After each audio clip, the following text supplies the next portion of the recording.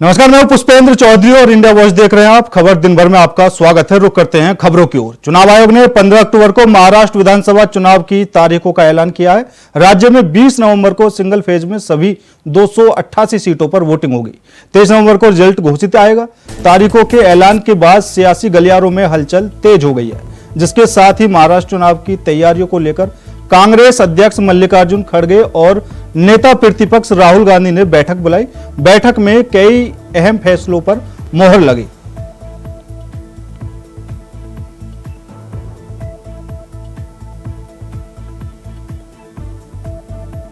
Fake narrative Mahayuti कर रहे हैं, हम नहीं कर रहे हैं। फेक वायदा कर रहे हैं लोगों को। देखिए, 2-2.5 साल सरकार में थे, वो कोई डिसीजन नहीं लिया था। जब चुनाव आ रहे तब तो 200 डिसीजन कैसे कैबिनेट लिया। लोगों को भड़काने की बात है ना, ये इम्प्लीमेंट करने की जरूरत नहीं है उनको। इसलिए लोगों को भड़काने के लिए झूठा वादा दे रहे हैं। रिपोर्ट कार्ड नहीं है सरकार करना था।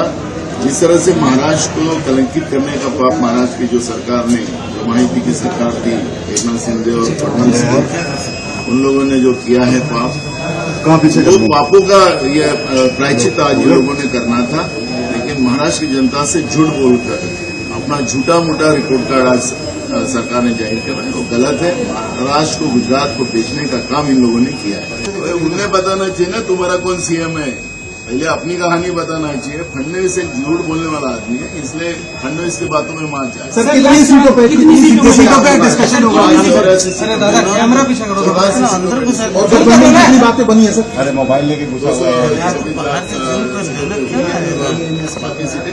कांग्रेस कितने लड़ रही है सर?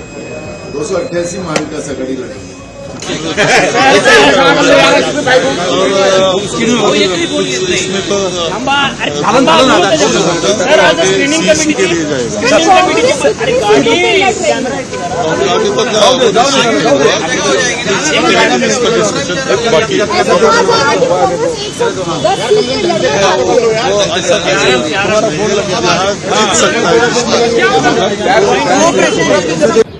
महाराष्ट्र में आपको पता नहीं कि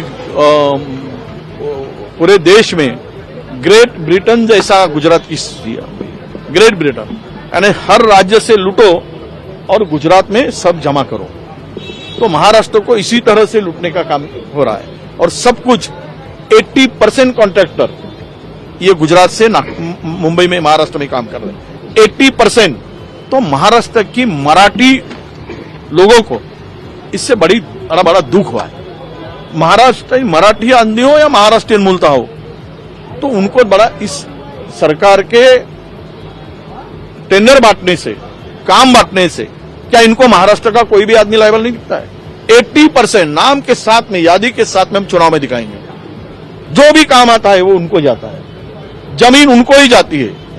लैंड का आवंटन भी 2.5 लाख करोड़ का उनको ही गया है। अभी जो टेंडर निकले थे 2 लाख करोड़ से ज्यादा उनको ही दिया है। तो महाराष्ट्र में महाराष्ट्र के लोग क्या करेंगे? गुजरात के पीछे घूमेंगे या गुजरात के गुलाम करके जिएंगे? ये बड़ी अस्मिता की बात करते हैं, इनको शर्म आनी चाहिए। महाराष्ट्र के धर्म को, महाराष्ट्र के अस्मिता को, स्वाभिमान को इन्होंने बेच के खाया है और गुजरात के चरणों में अर्पण किया है। झारखंड के पूर्व मुख्यमंत्री और बीजेपी नेता चंपई सोरेन ने आगामी विधानसभा चुनाव को लेकर बड़ा बयान दिया है। उन्होंने कहा कि भाजपा पूरी ताकत के साथ चुनाव लड़ने के लिए तैयार है और पार्टी जहां से कहेगी वहां से वे चुनाव लड़ेंगे। उन्होंने यह भी दावा किया कि प्रदेश में भाजपा का प्रदर्शन शानदार रहेगा और पार्टी की सरकार बनेगी। सुनिए उन्होंने क्या कहा। राज्य के लिए हुआ है, आने वाला विधान सभा चुनाव के लिए हुआ है। लिस्ट कब जारी हो रहा है? हो जाएगा, बहुत जल्दी हो जाएगा।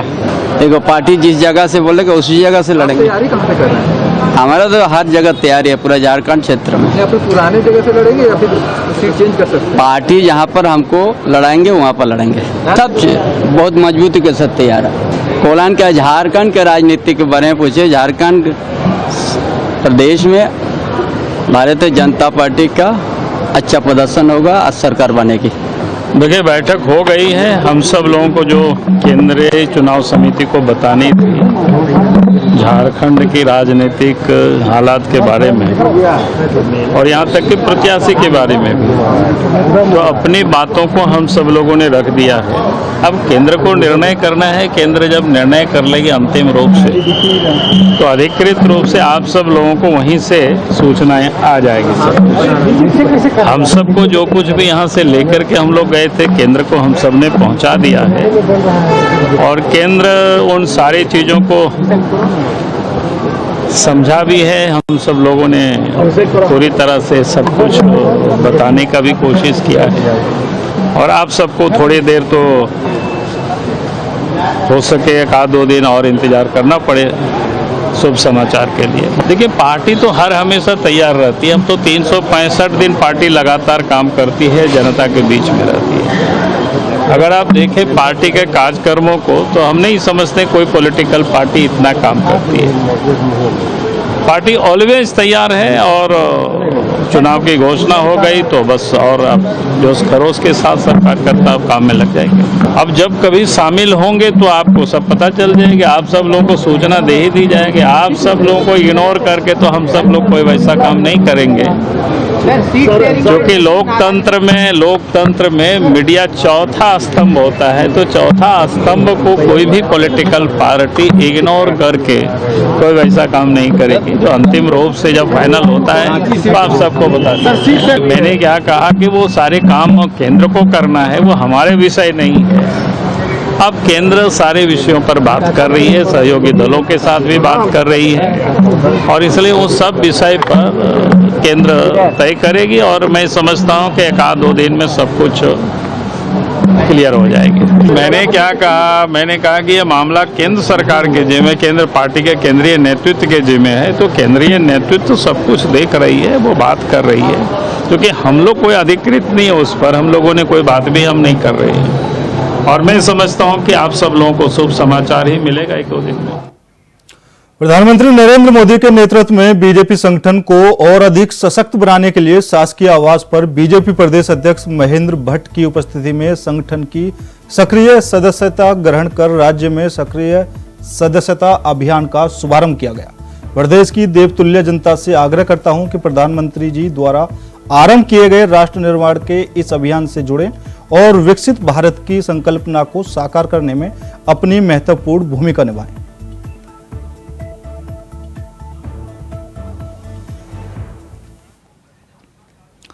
मिल्कीपुर की छिड़ी सियासत के बीच बीजेपी नेता बाबा गोरखनाथ ने याचिका वापस ले ली है, तो अब तकनीक बाधा दूर होगी। वैसे चुनाव आयोग कभी भी तारीख का प्लान कर सकता है।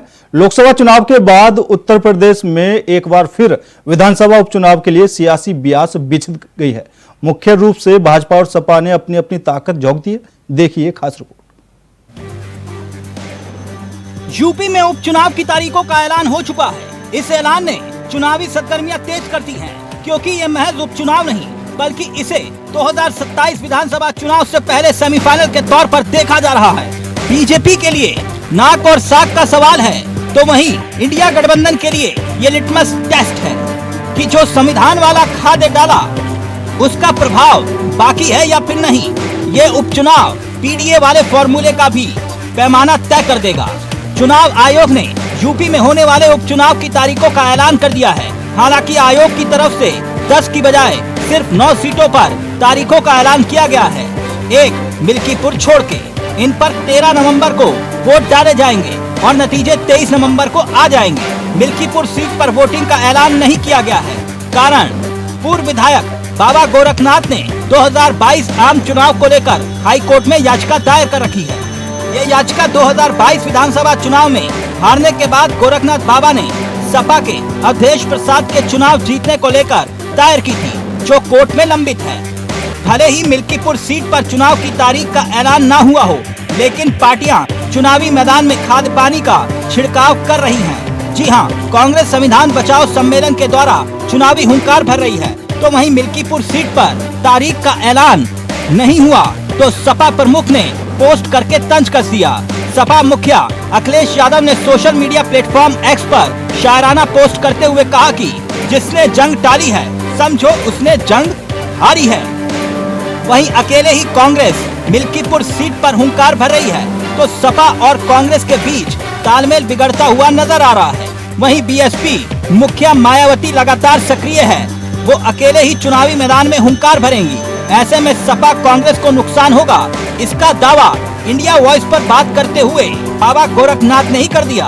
सुनिए उनका क्या कहना है। ये कहना है कि बीजेपी को फायदा होगा अगर बीएसपी चुनाव लड़ेगी तो।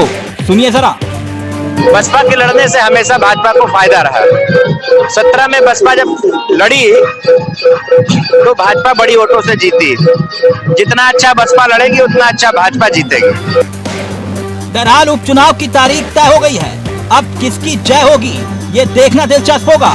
लेकिन इतना तय है कि जीत किसी की भी हो, लेकिन इस चुनाव में हार और जीत का सियासी असर सूबे ही नहीं बल्कि देश की सियासत पर पड़ेगा। Bureau report, India voice, Lucknow. फिलहाल रुकते हैं छोटे से ब्रेक के लिए। ब्रेक के बाद खबरों का सिलसिला लगातार जारी। ब्रेक के बाद एक बार फिर आप सभी का स्वागत है। रुक करते हैं खबरों की ओर। किसानों के लिए अच्छी खबर है। प्रधानमंत्री नरेंद्र मोदी की अध्यक्षता में आर्थिक मामलों की कैबिनेट समिति ने मार्केटिंग ईयर 2025-26 के लिए सभी जरूरी रबी फसलों के लिए न्यूनतम समर्थन मूल्य में बढ़ोतरी को मंजूरी दे दी है। बुधवार को हुई कैबिनेट बैठक के बाद केंद्रीय मंत्री अश्विनी वैष्णव ने इस फैसले की घोषणा की। मामले में केंद्रीय मंत्री शिवराज सिंह चौहान ने क्या कुछ कहा, सुनाते। आज किसानों के लिए कई महत्वपूर्ण फैसले हुए। आर्थिक मामलों संबंधी मंत्रिमंडल की समिति ने रबी की फसल, जो 6 मुख्य फसल होती है, उसके लिए न्यूनतम समर्थन मूल्य की आज घोषणा की है। और अब रबी की फसल के जो दाम हैं न्यूनतम समर्थन मूल्य के, गेहूं के, जौ, चना, मसूर, सरसों, कुसुम, उनके प्रति क्विंटल जो नई दरें हैं, गेहूं 2025-26 के लिए 2425 रुपया प्रति क्विंटल खरीदा जाएगा। जौ की एमएसपी बढ़कर 1980 रुपये होगी। चना 5650 रुपया क्विंटल, मसूर 6700 रुपया प्रति क्विंटल, रेपसीड और सरसों 5950 रुपया प्रति क्विंटल, कुसुम 5940 रुपया प्रति क्विंटल। पिछले साल से जो वास्तविक वृद्धि हुई है एमएसपी में, गेहूं की एमएसपी में वृद्धि 150 रुपया प्रति क्विंटल की हुई है, जौ में 130 रुपया प्रति क्विंटल, चना 210 रुपया प्रति क्विंटल, मसूर 275 रुपया प्रति क्विंटल, रेपसीड और सरसों 300 रुपया प्रति क्विंटल और कुसुम 140 रुपया प्रति क्विंटल। ये एमएसपी बढ़ी है। और लागत पर जो लाभ दे रहे हैं, ये प्रधानमंत्री नरेंद्र मोदी जी हैं, जिन्होंने तय किया था कि वास्तविक लागत पर कम से कम 50% मुनाफा देकर, लाभ देकर किसानों की फसल को खरीदेंगे।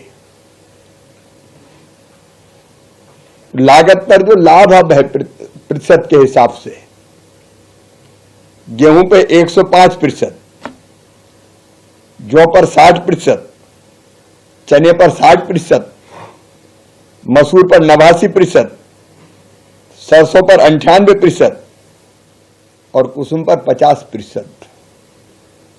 ये कभी कांग्रेस की सरकार ने नहीं किया। लागत पर कम से कम 50% लाभ देकर मिनिमम सपोर्ट प्राइस पे खरीदने का किसान हितैषी फैसला किया है, तो मोदी जी के नेतृत्व में एनडीए की सरकार ने, बीजेपी की सरकार ने किया है। उत्तर प्रदेश की योगी सरकार में मंत्री दिनेश प्रताप सिंह के एक पोस्ट के बाद सूबे की राजनीति गर्मा गई है। पुराने कांग्रेसी और मौजूदा समय में बीजेपी सरकार में मंत्री दिनेश सिंह ने कांग्रेस महासचिव प्रियंका गांधी को लेकर विवादित पोस्ट कर दिया है, जिसके बाद कांग्रेस के नेताओं ने दिनेश सिंह पर जमकर हमला बोला है। रायबरेली से लोकसभा चुनाव लड़ चुके मंत्री दिनेश सिंह के बंगले के गेट पर कांग्रेस नेता अनिल यादव ने कालिख पोतते हुए चोर और बेईमान लिख दिया। हालांकि इससे कुछ ही देर बाद उस कालिख पर पेंट कर दिया गया।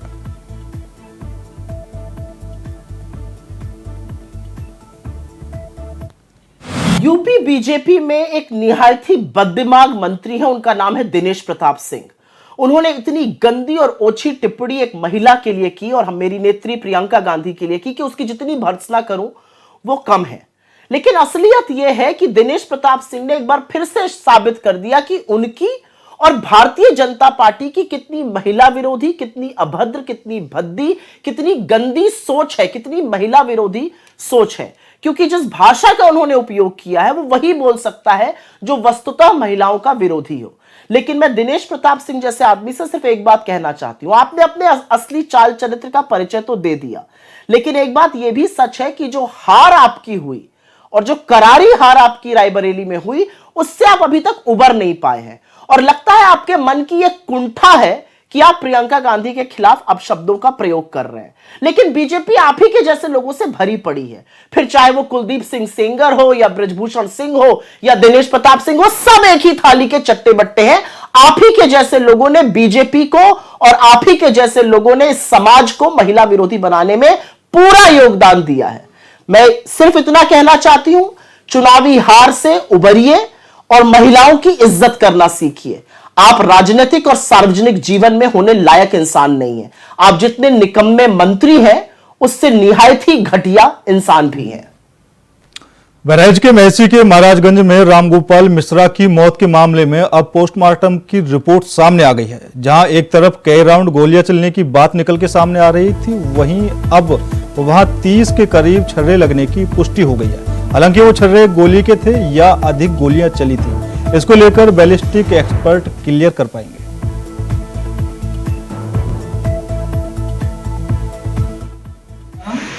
तीन डॉक्टरों के पैनल ने मृतक का पोस्टमार्टम किया था। मेरी जानकारी के अनुसार 25 से 30 के करीब छर्रे छाती, गले और चेहरे पे लगे थे। इन छर्रों के कारण अत्यधिक रक्तस्राव हुआ और उस रक्तस्राव के कारण उनकी डेथ हुई है। दोनों अंगूठों के नाखून का जो मध्य भाग है वो डैमेज है, पूरा का पूरा नाखून नहीं डैमेज है, मध्य भाग डैमेज है और वो किसी चोट से हुआ है। संभवतः काला निशान है, संभवतः बर्न से हुआ है, नहीं हुआ है, ये डिटेल जो है वो समय पे पैनल ही बता। बहुत स्पष्टता से बताना हम लोगों के द्वारा संभव नहीं है, क्योंकि ये तो मौके पे जो रहेगा वही बता पाएगा। इंजरीज भी छर्रे वाली हैं, प्लस एक बाएं ललाट पे है, वो भी लेसरेटेड वुंड है, यानी कि फटा हुआ चोट है। और पैर वाली तो आप बात कर ही चुके हैं, इतना ही चोट है, इससे ज़्यादा कुछ है नहीं। छर्रे के निशान छाती और गले और सिर पे मिले हैं। पेट वगैरह और पीठ वगैरह इस तरह के जो हल्ला भ्रांति उड़ रही है वो सब केवल पैर के अंगूठे का मध्य भाग का 1/3 नाखून के करीब डैमेज है, बाकी नाखून सलामत है। अब वो चोट से ही हुआ है, लेकिन अब वो किस तरह से हुआ है ये तो यहाँ बैठ कर नहीं बता सकते। सबने देखा है, स्पष्ट कारण अत्यधिक ब्लीडिंग के कारण मौत हुई। उत्तर प्रदेश की 10 सीटों पर होने वाले उपचुनाव को लेकर महिला आयोग की उपाध्यक्ष अपर्णा यादव ने राहुल गांधी समेत बाकी विपक्षी पार्टियों पर जोरदार निशाना साधा है। उन्होंने कहा कि पहले के चुनावों में भी इन सभी ने मुंह की खाई है। यूपी की 10 सीटों पर होने वाले उपचुनावों में भी वह मुंह की खाएंगे। मिल्कीपुर सीट पर चुनाव की तारीखों को लेकर फैसला चुनाव आयोग को करना है, इससे पार्टी का कोई लेना देना नहीं है। इसके अलावा भाजपा द्वारा खुद को महिला आयोग का अध्यक्ष न बनाकर उपाध्यक्ष बनाए जाने पर अपर्णा यादव ने कहा कि पार्टी लीडरशिप ने जो भी मेरे लिए तय किया है उसके लिए वह तैयार है।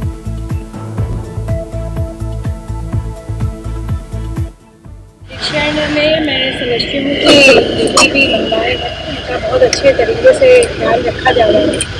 जेल में बहुत साफ सफाई है और यह पर्सनल अचीवमेंट है हमारे जेलर महोदय का, वर्मा जी का। और मैं ये कहूँगी कि मैंने हाई सिक्योरिटी सेल्स में विजिट करी, जो कि वहाँ पर भी जो जिनको रखा गया है वो बहुत सीरियस चार्ज है, उनमें भी जो है कैदियों का बहुत तरीका किया जा रहा है। सबसे बड़ी बात मैं कहूँगी कि यहाँ पर जो कैदियों के लिए इनोवेटिव तरीके से उनको जेल की एक्टिविटीज़ में इन्वॉल्व कर रखा है। जैसे महिलाओं के लिए यहाँ पे साबुन बनाने की कार्यशाला रखी गई, अबीर गुलाल बनाने की कार्यशाला रखी गई, दिए बनाने की कार्यशाला रखी गई है। यह एक बहुत अच्छा मुझे लगता है उत्तर प्रदेश में ये तरीका है कि महिलाओं को और यहाँ पर जो और भी बंदी हैं उनको किस प्रकार से प्रोडक्टिव धारा से समाज की जोड़ा जाए, जिससे वो जब भी जेल से बाहर निकले, टेलरिंग का पूरा यूनिट लगा है, जो समाज की धारा में आगे जब जाए, बाहर जाए, यहाँ से निकले तो बेहतर इंसान बन सके और किसी स्किल के साथ इक्विप्ड हो। यहाँ तक कि यहाँ पर कारपेंटिंग का भी काम सिखाया जा रहा है, बेकरी भी है।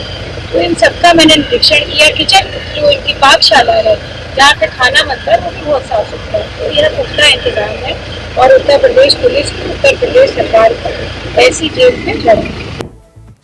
थूक जिहाद पर कानून बनाने और यूपी के बहराइच में दंगे को लेकर सपा सांसद जियाउर रहमान बर्क ने उत्तर प्रदेश की योगी सरकार पर जमकर हमला बोला है। उन्होंने कहा कि सरकार अपनी नाकामी छिपाने के लिए हर हथकंडा अपना रही है।